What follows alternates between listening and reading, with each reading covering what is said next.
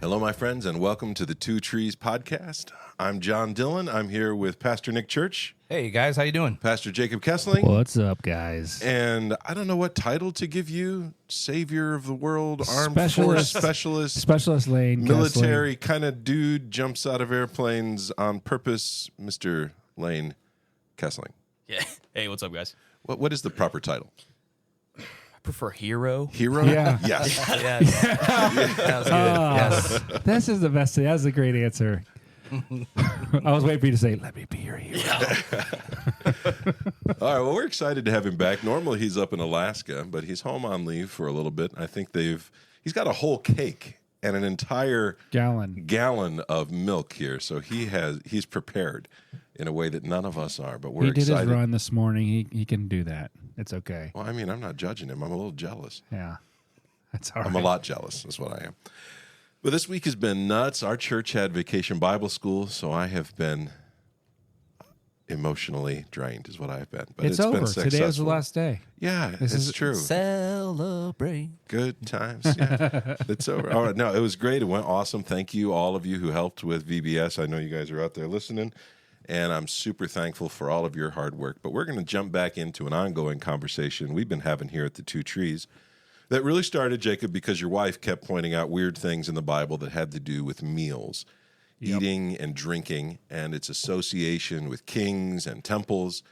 And this really weird story about a prophet who confronts Jeroboam, and God tells him, don't eat or drink anything while you're up there.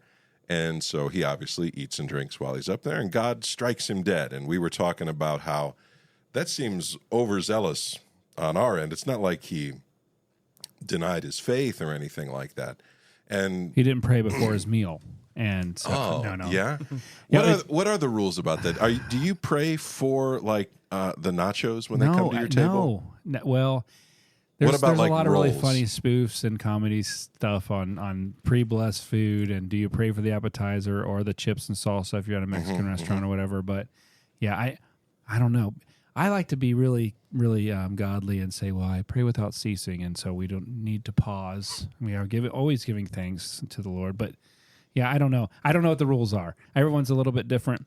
I have found that most people, if you go out with them on a regular basis, whoever prays, especially kind of the older generation, it's usually the same kind of prayer. You know, you almost can memorize their prayer, right? I mean, It's kind of a fun thing anyway. So I'm not opposed to that, whatever. But I don't know if there's rules to it, I guess is my answer. As a pastor, have you ever noticed that people watch you to see what to do? Yeah, well, if that happens, I keep my eyes open. I just look at him. Like, is he going to eat his food? Are we praying? What's happening here? You follow the lead. Like, is it okay? Yeah. They take that first bite of salad, like, okay, it must be fine. It's okay. You know, and then, or the food comes in, you're like, are they being polite and waiting for everyone's food to get on the table? Or are we going to have some prayer? Yeah, whatever. We thank God for all the blessings. We thank Him for the food. We thank Him for provision, the hands that blessed it, or the hands that made it, or whatever we pray. But it is good to be thankful. I'm not going to poke at it, but sometimes I can just poke at. Well, it's only funny because we've turned it into a trope, as though like this somehow is some super religious activity. Yes. By praying over your chips and dip, it's become better. I don't know. It's now not sinful. It was before. We fixed it. It's been blessed. Have you been to houses, like going to a guest house or whatever, and they pray, but like the hands go out, like, you know, you got to hold somebody's hand, you know, kind of thing. Yeah, that's really. If you guys are doing that, stop it. I do it on purpose sometimes just to make things super awkward. You don't. Yes, I do. Like especially if I'm sitting by somebody who I know is going to think it's really, really bad, I'll just kind of put my hands out and be like, all right, guys, and they just kind of look at me. Like, I'm just kidding. It's great to do that. Nick, are you guys hand holders at the table? No, we are not. No. Good for you. I knew you were a godly man. It's all right. We got to pray for those meals. Before we throw in and get started, Yeah.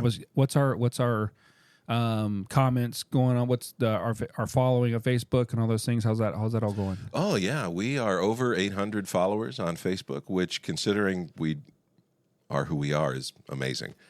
So we'd love to thank all of you guys out there. If you've never left us a review, if you enjoy the podcast, share the podcast. That's how we grow. Yeah. We're not paying for any kind of advertising or anything like that. The only way people hear about the podcast is because you guys tell them about it. And so... How was the review number? I think 100 is kind of the number to hit. That's what we're shooting for. We have not hit 100 reviews yet. We're close, though. We're close. Could somebody help us out? Let's get, we like 10 away. Yeah, we're away. like 10 away, okay. Something like that. 10 people. I know it's like, you don't have to write a paragraph. You can do something really simple, but we'd love to have those. Yeah, they don't reviews. have to write anything. They can just click 5 stars or 4 stars. Just 5 stars. 5-star review, click 5-star. We've had a couple 1 stars. And I think, I didn't do great. They're probably not still listening, so we could talk about them. Who knows that's okay. who they were. They're a blessing. Lord bless them. It's okay. We got to be honest, right? Apparently. And you can make the best food in the world. Someone's not going to like it. Well, that's true.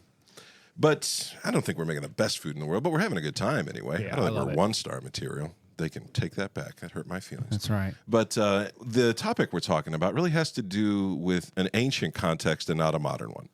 For us, meals is typically connected to being thankful for your food, and food is plenteous for most of our listeners. For us here in Ohio, we have a tremendous assortment of food to pick from. Yep. Food comes from here. It goes out to the world. We have fields and fields of corn and beans and cows and pigs and chickens, and there's food everywhere here, and there's water everywhere here. And so for us who live in a time of abundance, where you can pick, what kind of steaks you want, what kind of chops you want. Is this grass-fed or grain-fed? All those different things come into play.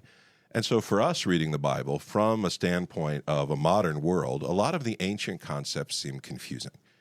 And so we may misunderstand what exactly is being talked about. And the Bible uses not a modern but an ancient view to describe the relationship that God is having with mankind, because this information is happening in the ancient world. And so it has much more in common with ancient Egypt than it does with modern America or Canada or wherever you're from.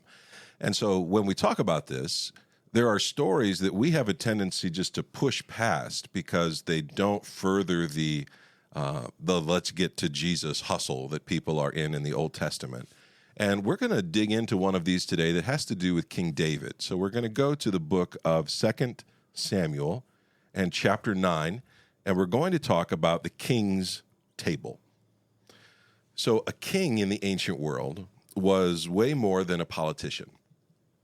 Kings were viewed as connected to the temples. They were viewed as connected to the gods.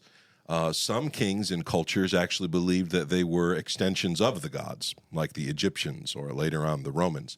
So gods themselves. They would really claim to be, or they would be seen as or worshipped as. Yeah, and so if the god Pharaoh wasn't doing a good job, if he wasn't achieving what they would call ma'at, which is kind of like the status quo, making sure all the temples are honored and all of the sacrifices are done in the right way, if he did everything right, then there would be abundance for the nation. And if he didn't do a good job, there would be lack. Okay. And so it was his fault that there were famines or that it hadn't rained. And so the kings would do everything in their power to make sure that things kept working. And one of the things that they did is they would confiscate food. They would make sure that they had enough to share with the people that they needed to further their political agendas. The powerful people are always going to have the food and the drink. The poor people, without the ability to change things, without the political clout, they're kind of left to fend for themselves. And so through a lot of the Bible, you find that the Bible says that the godly men like Joseph, or the ultimate example of this is going to be Jesus, he goes to the exact opposite end of the spectrum and begins feeding the poor, begins providing. Joseph has all the grain brought into great storehouses, so that even in times of trouble, there is abundance of food for everybody. The Bible tells us that when the Sabbaths are instituted, that there was a Sabbath year for the land and people weren't supposed to go farming. But we operate in this lack concept. If we don't work every second, get every dollar, we won't have enough.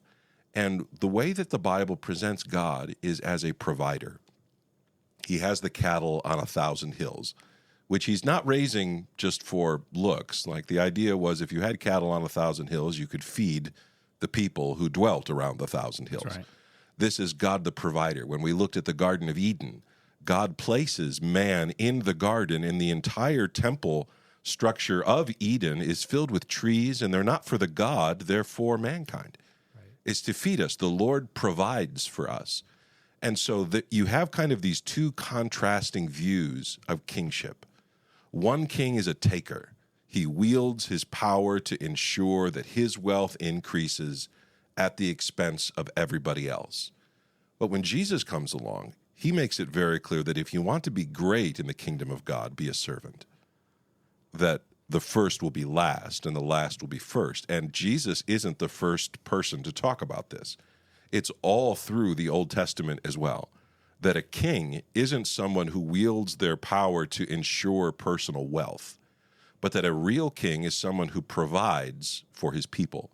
And so when a king like David, for instance, steals another man's wife because he can, that is satanic. That's a twisting of the intention that God had given for mankind, for Adam, that we are supposed to image God. We're supposed to show the world what God is like, and that's not what he's like. He's not a taker. At other temples, like to Baal Hadad or to, the Amot or any of the Baals, they're offering to the gods to feed the gods. The idea was the gods made man to be their servants. You bring the god food, you sacrifice to him, and he eats these things. Instead, what we find in the Old Testament with the Torah is that the people eating the gifts were the priests and the people. There were times where the whole offering was given, but it was a sign of respect. It wasn't ever considered to be God's dinner. God doesn't need us to provide him with a temple or with food to eat. He is the one who provides for us and not the other way around. And so the idea of a godly king or of a godly father or of a godly powerful woman or man or whatever isn't someone who takes, but it's someone who gives.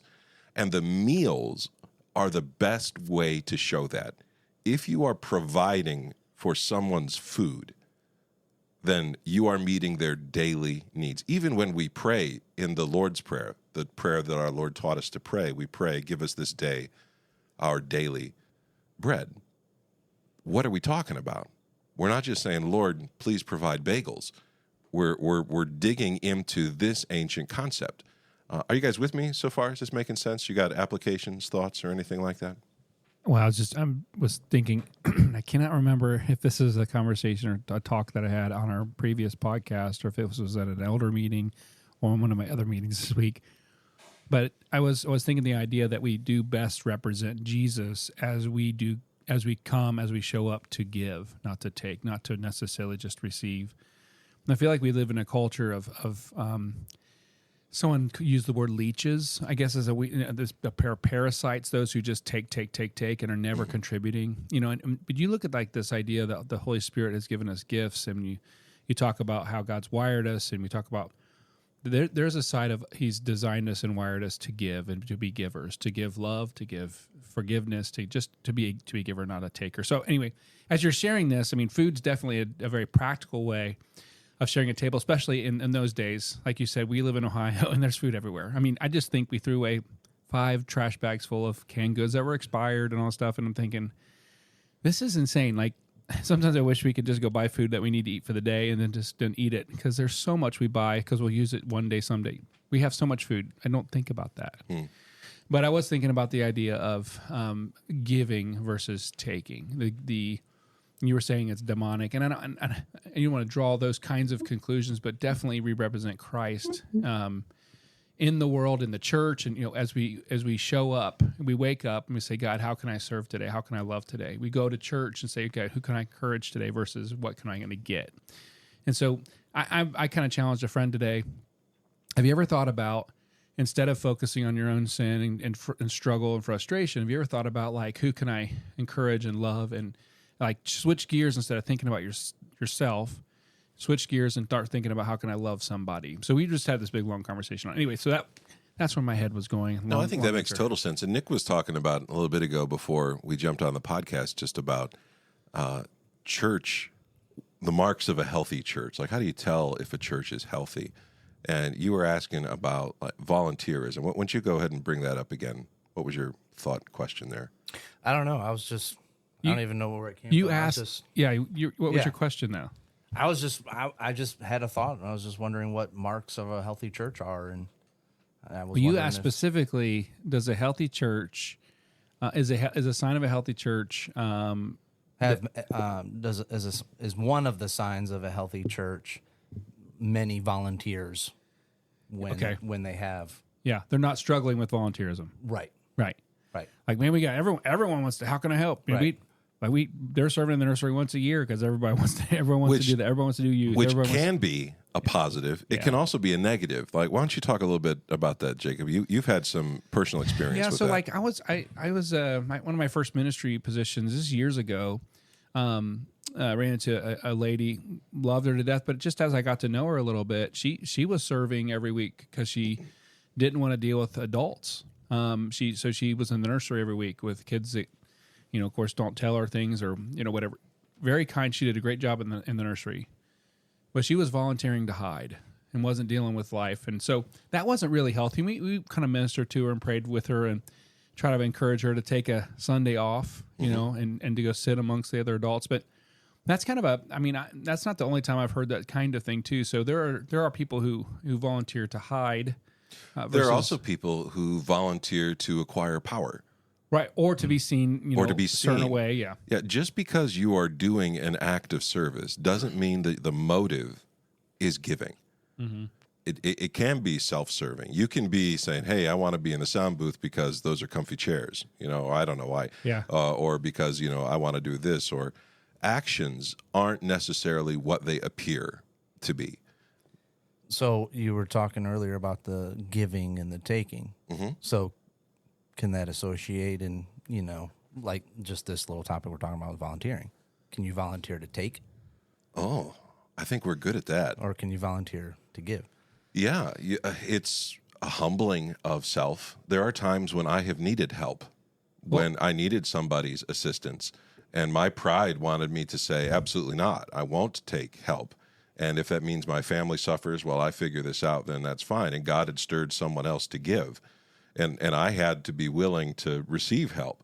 There are also times, though, when it's the opposite. Like what I'm trying to say is it's not about the action itself. Whether you're eating at a table or you're volunteering for a program or whatever you're doing, there's a motive that's driving that action.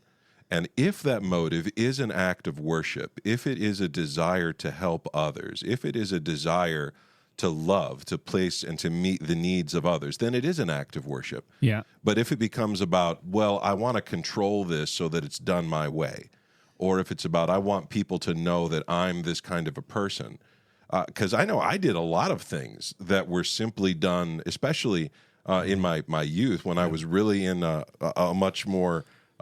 I hate to say legalistic, but in a lot of ways it was. It mattered how you were seen. And so you did these things not because you were worshiping God, but because this was expected. And I don't expect the Lord to look down from heaven and say, well done, good and faithful servant, for a lot of those things. Yeah, there's so two people can be doing the same exact thing, and one's for a good reason. And you had mentioned the other day, Nick, we were in a meeting, and he was saying how his heart for youth ministry kind of sprouted out of a relationship that you had with somebody who invested in you, and you were like, man, this has been so moving for me. I want to give that to someone else. Mm-hmm. Yeah. And then you have someone who wants to join youth ministry because this is a ladder to climb the church ladder up to the senior pastor, because they don't ever say this out loud, but I want to be the guy in charge. Mm-hmm. I want to be the one in the pulpit. So there's two people can both, I want to help invest in youth. One of them has an attitude of like, man, I want to give what I've received. One of them's like, I want to take. I want to use this as an opportunity to climb for me. Does that make sense? Oh yeah, I think we used the word before, vampirism. Like it's like you're sucking life out of something else because it meets a need that you have. Now, there's nothing wrong with obedience and doing good deeds, even if you don't feel like doing the good deeds. But it's not worship. It's not a selfless act. And a lot of times people have used those things to give off an appearance of righteousness when there isn't really an appearance of righteousness or a real righteousness, almost along the lines of, didn't we feed the poor, and didn't we give water, and didn't we do these things? And the Lord will say, depart from me, I never knew you. This wasn't about knowing me. This was about you being you. And kings and politicians and pastors have done this since time immemorial. This is a way of wielding power, or it's a way of surrendering power. So going back to our text here with King David, this concept of, and I think there's a lot more stuff there that we can get into about the giving and the taking and even apply it more. But my understanding from Old Testament is that, like, kings, like, when they got into power, like, they took their power. Like David, when he became king, I mean, he had the right to take out a lot of these people. And he did. Yeah, and that's now here exactly we right. find him in 2 Samuel 9 Well, they would on the annihilate. opposite. They would annihilate anyone Yeah. that would challenge their authority on the throne. Like, so they would just wipe out the entire family, right? I mean, from what I understand, like, they just would take them all out. Anyone who was a potential heir to that previous dynasty was wiped out. Whether that was like second cousins, once removed, nieces, nephews, down to like who you're related to, like on your mother's side of the family. There were purges, and these were real, regularly occurring events in the ancient world. People were very comfortable with this. It was a regular thing. It's a horrible thing, but it was a regular thing. And one of the things that we notice about King David, now he has his real bad moments where he is acting in that taking, that vampire-like quality, that leech-like quality of Bathsheba is beautiful. I'll see and I'll take it, and I'll murder her husband. And I'll pursue these things in an evil way. But when David is at his best, he isn't threatened by others. He is providing even for his enemies. Yeah. And we see this best with King Saul. Right? Saul is a powerful man, and David is a little guy.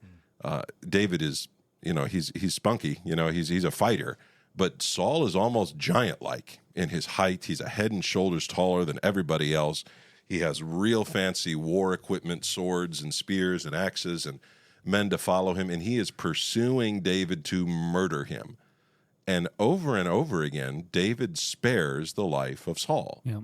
He says, the life of Saul is not mine to take.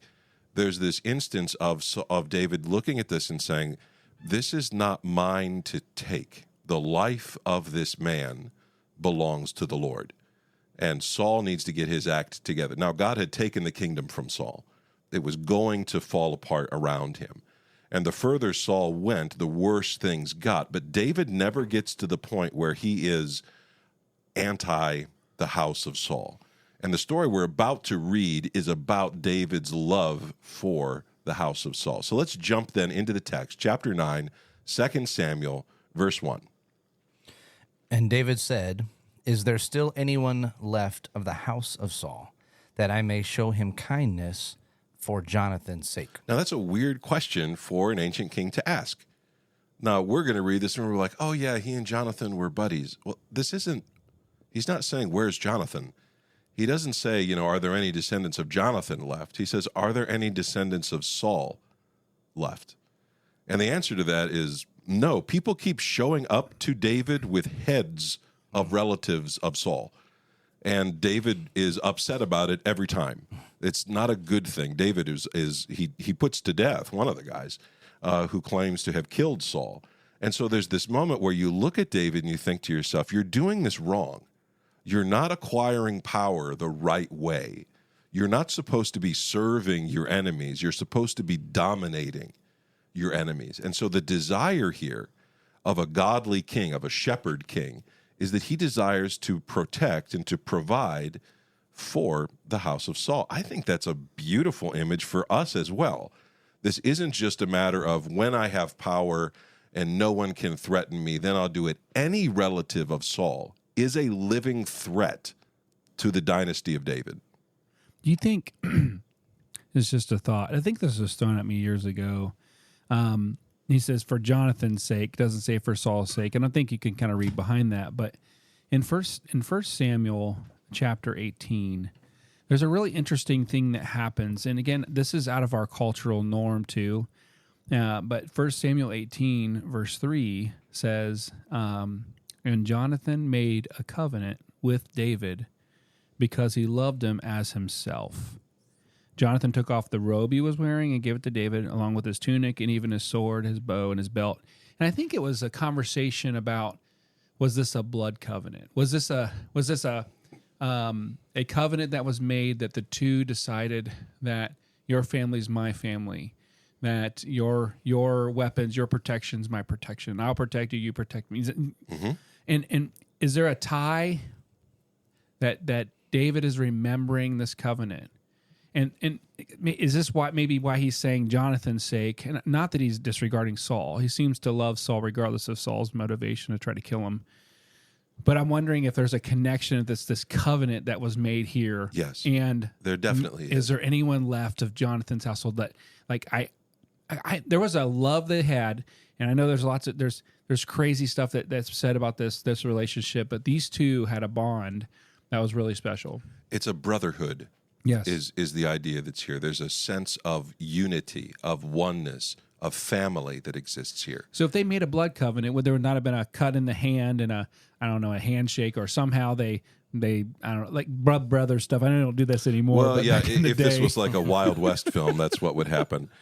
Instead, what they did is they used the table motif. Jonathan clothes him with his own clothes. When you went to, for instance, the Bible talks about the marriage supper of the Lamb, and everyone who's at the marriage supper of the Lamb is clothed. They are given clothing. When Jesus sends out his disciples, he says, your tunics aren't going to wear out. Your shoes are going to be just fine. I am giving you protection. Okay. When you went to, like during the Roman Empire, if you went to like a party, you might be given clothing to wear while you're there. Maybe like a hat with laurel leaves or something. Like the host would provide for you. Okay. And so when David does this, I don't know that they like cut their hands and they were like, I just like the picture though, because I mean, if this is the picture, I mean, well, I'll say it later. We'll come back to it later, because if that is the case, I think it's really a cool picture what happens later on in this text. It isn't the picture necessarily. That's more of a modern Western idea, but it is the same idea. Okay. The sharing, giving him his belt, his clothing was a way of saying, you eat from my table. What I have is yours. What you have is, we are one family here. And so David has been, David didn't kill Saul. He didn't organize the death of Saul. He could have. He doesn't. But he mourned over their death. Absolutely he does. And Jonathan is one of those characters who is just an all-around great guy. Yep. It's hard to not like Jonathan in the stories. He's a warrior prince, and he is he's a fabulous fighter. He climbs up the mountain without a sword, kills a guy, and they go up there and like, we'll have swords in a minute, guys. Just give me a minute, and I'll free some up. Like, he is a seriously intense guy, and you just can't help liking the man. Yeah. And so what we're going to find is Jonathan has a descendant who is as unlike Jonathan as you could imagine. Yeah. This man is handicapped. He's lame in his feet, whereas Jonathan, the fleet of foot, the climber of mountains, the destroyer of Philistines, this manly man who just went out there and fixed the problems, this is someone in genuine need in a world that didn't respect the disabled, in a world that just used people and chewed them up and spit them out and left them just to deal with life on their own. David is going to see that this is a calling that God has put on those with power.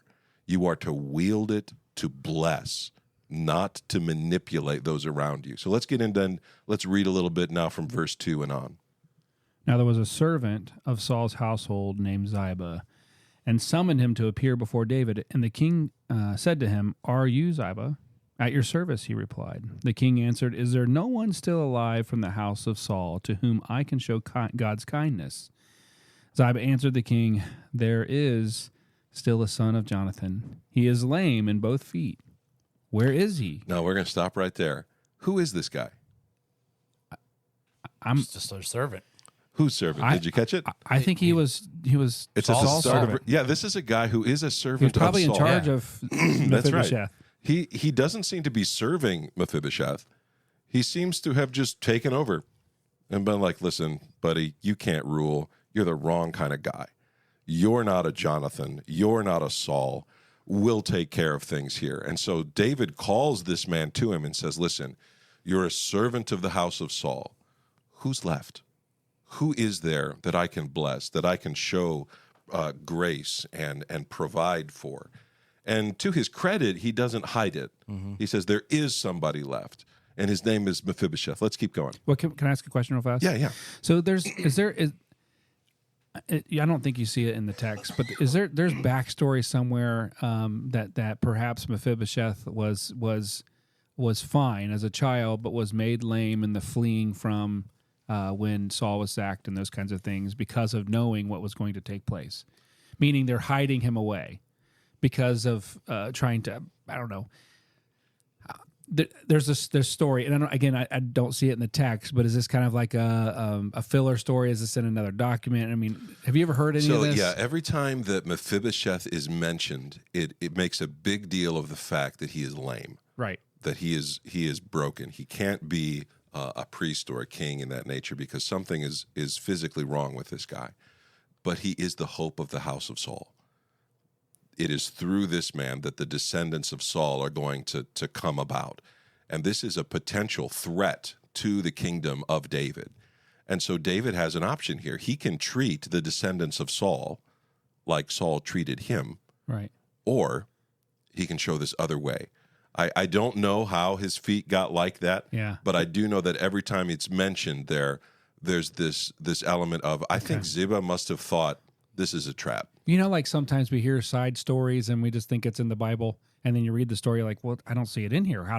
Where did I? So this is one of the things that I've heard, you know, that they were fleeing from, not necessarily David. David's out to kill everybody, but in the fleeing, this happened kind of thing. Well, there was definitely an overthrow of the house of Saul. When Saul and Jonathan are killed on the Mount Gilboa, there were buzzards circling around their properties.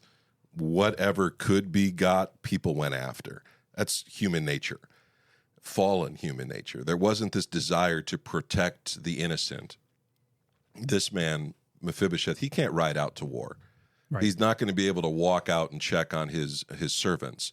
Instead, this is someone who is in need. And in a lot of ways, I think he's supposed to remind us of who we are. Right.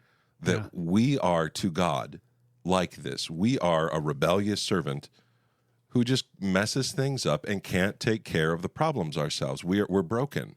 Our sin nature is bad. Unless someone comes and helps us, we cannot achieve the goals that we need to be successful.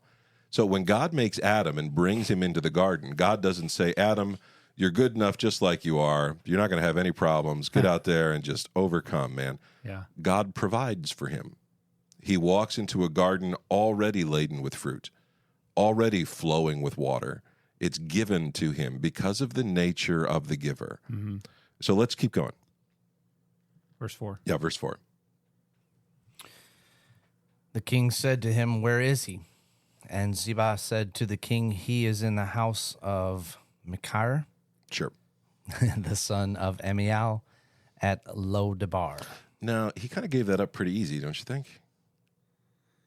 Well, if I'm standing before the king, I mean, we don't know what kind of king David is yet. I mean, I'm going to probably be honest because your own life is at stake if you're going to... Like, if this is the last heir of the house of Saul, this guy's not interested in protecting Mephibosheth at all. He said, listen, if protecting himself. If we're going to die for Mephibosheth, that ain't happening. Mm-hmm. As a matter of fact, I'll tell you exactly where he is. This is the house he's in. These are the relatives of the guy whose house he's in. Here's the address. Yeah. If you need someone to walk you over there, Here's I'll the GPS take you. Coordinates. Yeah, this isn't like someone who said, I'll die to protect the Lord of my house. This isn't that at all. This is the rats are fleeing the sinking ship. There's no hope for Mephibosheth. There's not. No. He's not. I mean, you're not saying this, but he's just not going to become anything on himself. But later on in 2 Samuel, like David rewards this servant. Like he gives him his land because I think there was a whole thing where he had land, his father's land was taken. Yeah, we're going to see this guy is going to do the right thing. This is actually a happy story, okay? Yeah. So before we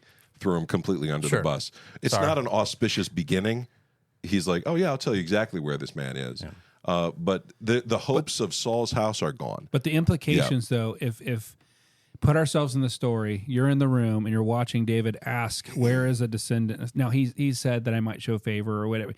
But regardless, I know what's going to happen to this person. Now, this story reminds me, though, of a guy called Herod when he talked to the wise men.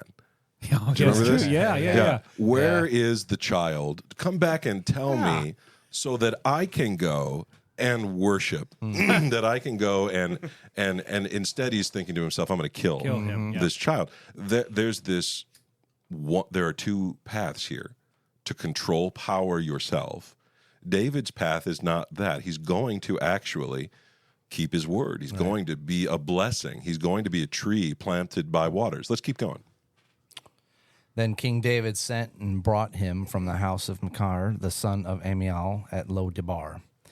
And Mephibosheth, the son of Jonathan, son of Saul, came to David and fell on his face and paid homage. Now, that's a good thing to do. You know, he doesn't put up a fight.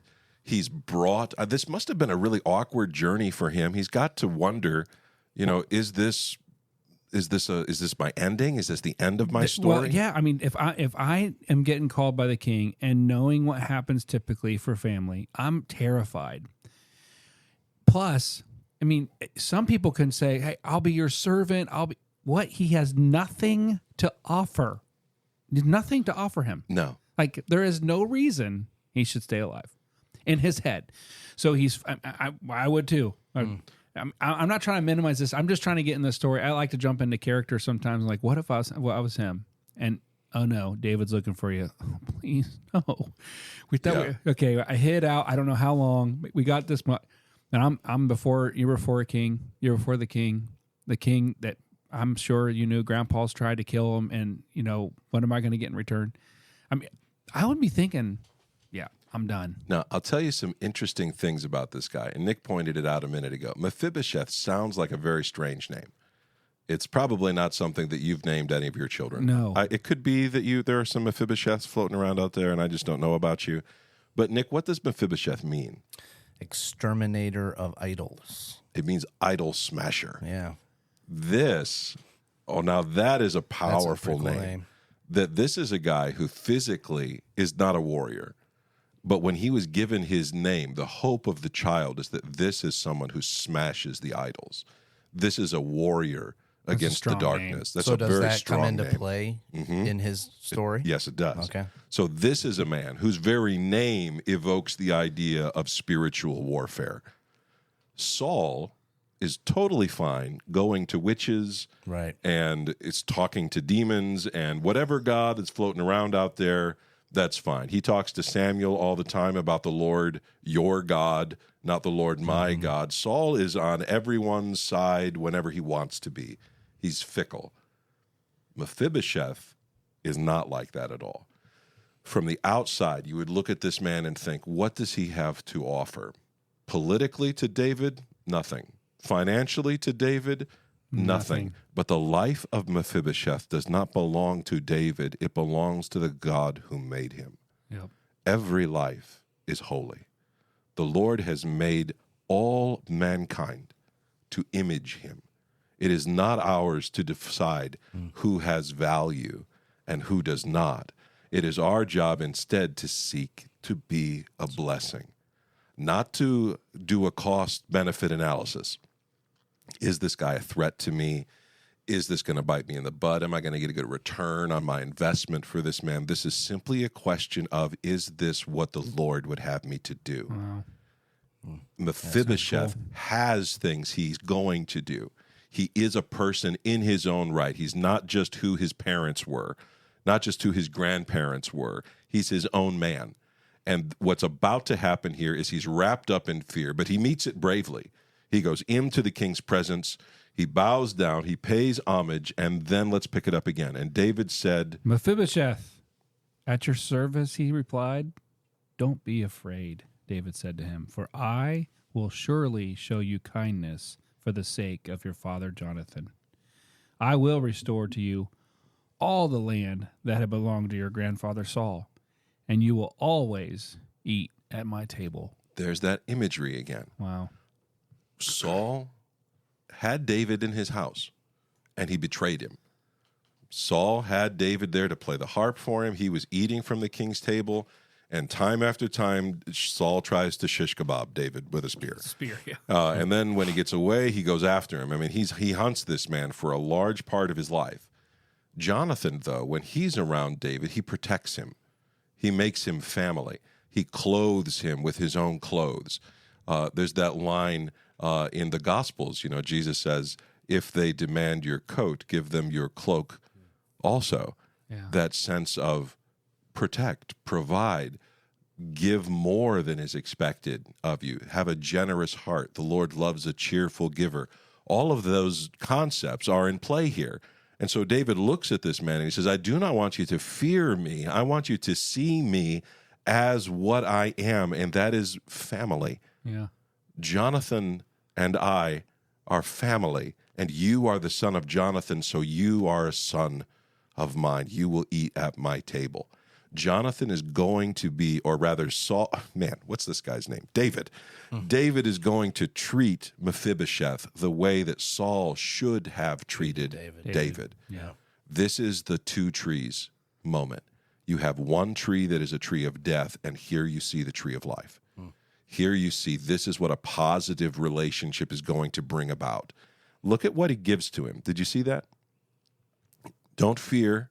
I'm going to show you kindness. All the land of his grandfather. Everything that your grandfather had, I'm giving to you. Your inheritance is Every yours. piece of your inheritance There's is coming so many back. connections with this, with Jesus and us, and this. I mean, there are so many connections with having an inheritance, with eating, being around the table. With, I mean, just there's so many beautiful connections in this story. But yes, he's the man after God's own heart, and right here I see this picture of Christ or of God right here in David as he is becoming or is the tree of life in the story. It's beautiful. I mean, we give David. We give him a hard time, and he deserves the hard time. Isn't that what we do, though? We find Yeah. a couple mistakes, and we like to jump on them. We define people by their I fruit. have actually never heard a sermon on this. I went back through, tried to find somebody that I'd listened to personally talking about this. I've never heard it. I preached it once. Did you? Yeah, terribly. Probably. I mean, I was life-changing? Yes. Yes. Yeah. I got no comments afterwards, maybe because it was very confusing. People are like, yeah, but what about the better stories about David? Maybe tell me more about right, those. yeah. Well, I don't care about this guy. I see myself in verse 8. I mean, so you just talked about, how, God created you, me, like we are his, we are worth it. But then here, in verse 8, he says, after he pays homage to David, what is your servant that you should show regard for a dead dog such as I? Like, I find myself there a lot. Like, sometimes that realize, I know God sees how he sees me. But then sometimes, who am I? I mean, what? Am I on the right path with that? Yeah. Like, I mean, no, just, that's what we're supposed to ask. But I mean, Mephibosheth has nothing to offer Right. this scenario. But he's given everything. But what he should have, worldly wise speaking, is pride. I'll tell you who I am. Right. I am the rightful king, and you are the usurper. He has a moment where he could rebel against the word of God, rebel against this king, make his case and say, hey, listen here, buddy, and go down in a blaze of glory. Instead, what he does is he recognizes, who am I? The psalmist does this. Who am I that you should be mindful of me?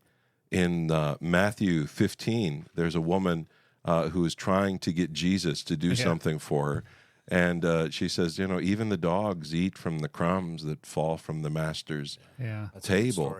And so there's all kinds of connections here. But the underlying issue is that of the heart of the provider.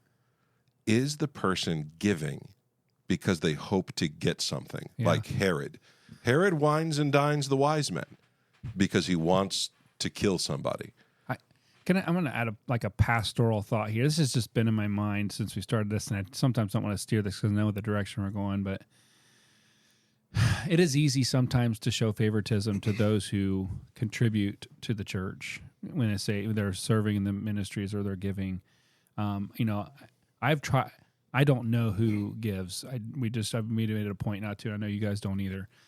But man, I see a lot of pastors that take the big givers and they take them out to eat and they leave everybody else. And I'm like, I'm not saying partiality and that kind of stuff, but like I love this idea that here's someone. That's why I keep kind of going back to he has nothing to offer, right?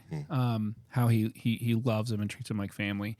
And I hope that we can get to a place or a space that we have the hearts to love every single person that's coming to our churches that has nothing to offer. And maybe they don't have the ability to volunteer and they don't have a couple of pennies to rub together to give, but we would love them the same way, that we would, offer them the same kind of greeting and take them out to lunch too. I just don't see that a lot, but this is convicting for me in the sense of like, I don't necessarily pick people that are volunteering and that kind of stuff, but it's easy for me to pick people that I like hanging out with and all that stuff. But I just was thinking about that idea of loving people like this, that they're just coming, they have needs and there's nothing to give, and yet we treat them like family. And I just think it's such a beautiful picture, and I think that's what it looks like, how we ought to look like Jesus. What do you think? You think same? Now I know why I became your friend. Yes. Who needs my attention? John? Nick? I see you are in dreadful need of friends. No, that's good. I'm right along with you on that line of thought. That's really good. I think the proper view of the sinner looking to God has to be Mephibosheth-like. Yeah. Mm-hmm. Paul kind of hits this. Who am I? I'm the chiefest of sinners. I got this long list. I'm a Hebrew of Hebrews, yada, yada. But in the end, what have I got that's going to throw open the doors of the kingdom to me? I have sin and anger and all what I bring is the problems. You're going to have to provide the solutions. That's right. I mean, we always, David, a man after God's own heart. I'll be honest with you.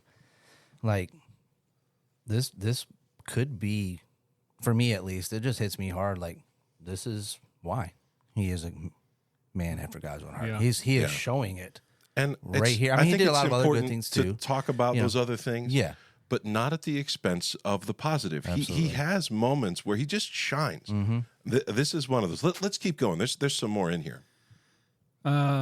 See, you just read that. Well, I'll go back. I'll go back to 8. Mephibosheth bowed down and said, "What is your servant that you should notice a dead dog like me? You should even notice me." Then the king summoned Ziba, Saul's steward, and said to him, "I have given your master's grandson everything that belonged to Saul and his family. You and your sons and your servants are to farm the land for him and bring in the crops so that your master's grandson may be provided for." Okay, we're going to stop there. So David has the lands, and he gives them. This is not for David's benefit. Mm-hmm. This is for someone else. And then he provides farmers to work and to keep the land. This is very Adam and Eve-like. Adam and Eve are told to work and to keep the garden. There's this sense in which this man is not stripped of his purpose. He is given a commission directly from the king. He went from the very edge of society, from being the steward to the previous king who's been demoted. His life is probably in danger at times. He's on the outs. He is definitely not in the center of power. He's on the very edges of it. And here David has taken him under his wing and said, "Listen to me. I'm restoring the house of Saul. Saul has an heir. Here he is. And you are restored to your place. You and your sons. You will work and you will keep this ground. You will farm it." Everyone is raised up in this text.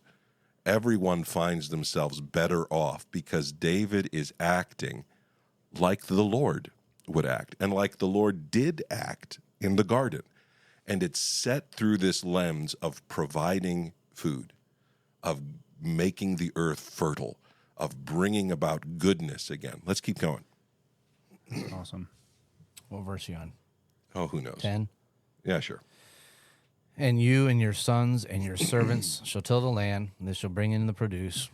Your master's grandson may have bread to eat. But Mephibosheth, your master's grandson, shall always eat at my table. Now, there's that line.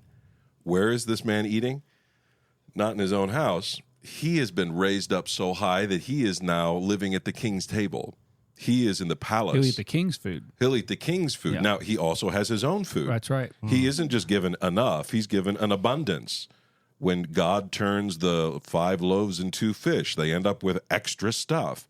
This is a sign of abundance. One of the names of what Eden means is abundance. This is a mark of the hand of God. So Mephibosheth is given all this land. I mean, is it under the assumption that he's supposed to care for it? It's like, well, I just have property, and has no ability or power to command. He has no family. So, like, what's cool is, I think you said this before. I'm just going to reiterate it again. He gives them the land, but then he also gives or has people work it so that he can continue to generate wealth or food or whatever that could be shared. Right. But he's not eating any of it. He's eating the king's table. Well, he doesn't have to. He can go where he likes now. He's given freedom. He's also given the power to have these things. There's so many just really cool parallels with if us. He had showed up at one of these farms and said, this is my hereditary land, people would have looked at him and said, used to be. Right, yeah. What are you going to do about it? He didn't have the authority to do it. Now it's given to him by the king. How many times in the New Testament do we get this idea where God says, all authority has been given to me, and I send you to go and to do this? We are equipped, not through our own power. But, I mean, you don't see this in the text, right? But Mephibosheth, could be thinking, great, I have land, but what am I going to do with it? I mean, my both of my feet are lame or whatever the case is. And I love the fact that he's already answering that question. I'll take care of it for you.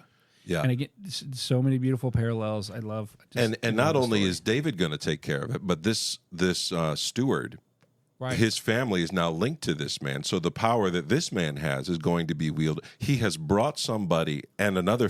They have a place now. They're not on the outskirts. They're not the old group. Yeah. They're now part of the family. Wow. This is unity in diversity in the community of the king. And I think it's beautiful.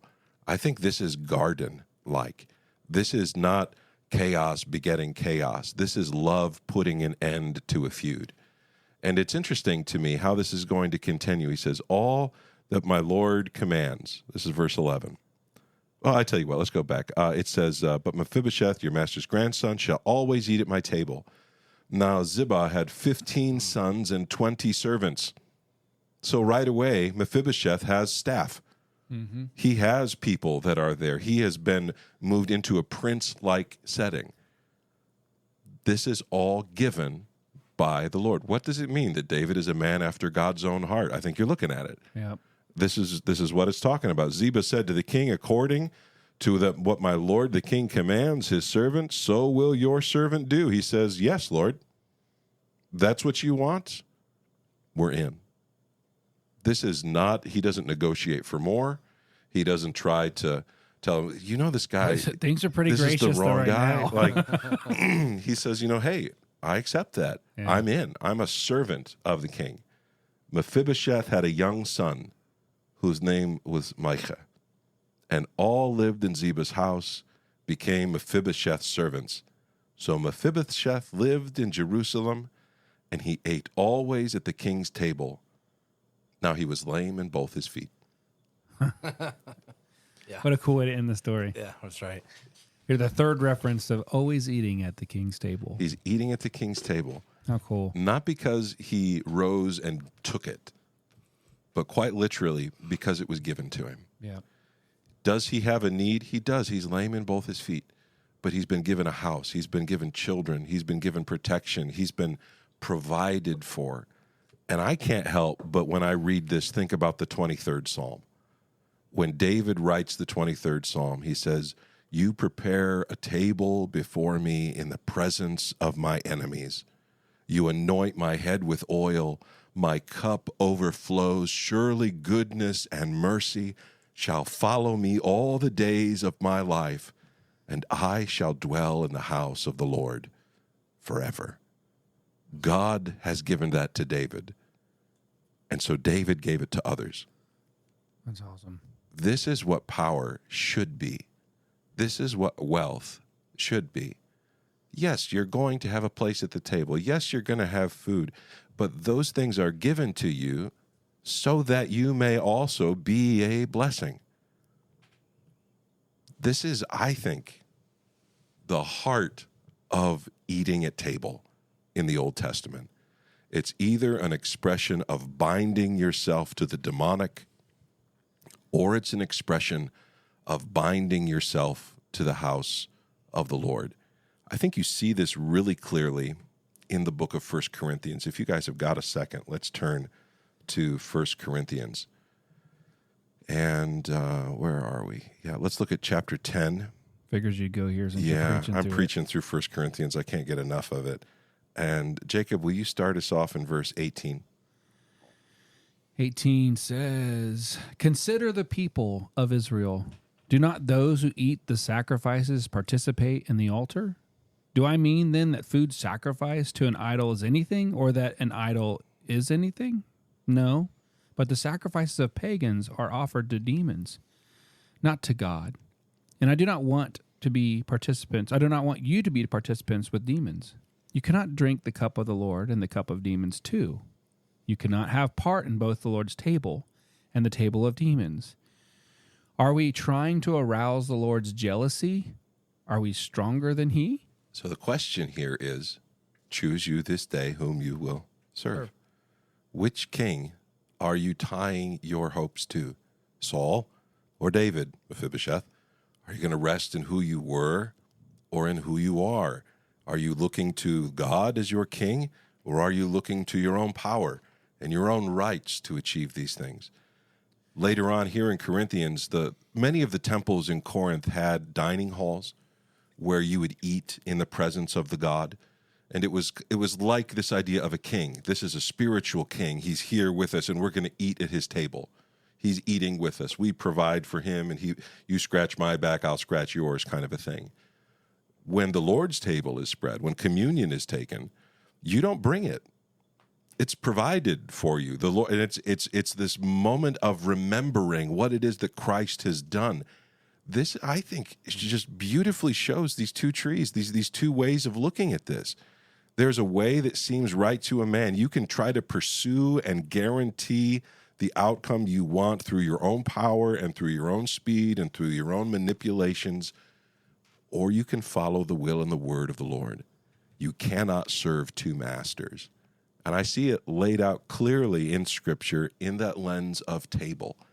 It's not the way I would talk about it today, but it is the way the Bible talks about it. And so when you see it, I want you to recognize it for what it is. It's not just telling you, boy, David had a lot of food, and he was like, Mephibosheth, pull up a chair, buddy. Have a seat with me. This is a way of him saying, you belong here. Saying that Mephibosheth ate at the king's table for the rest of his days doesn't mean that he ate every meal there for the rest of his life.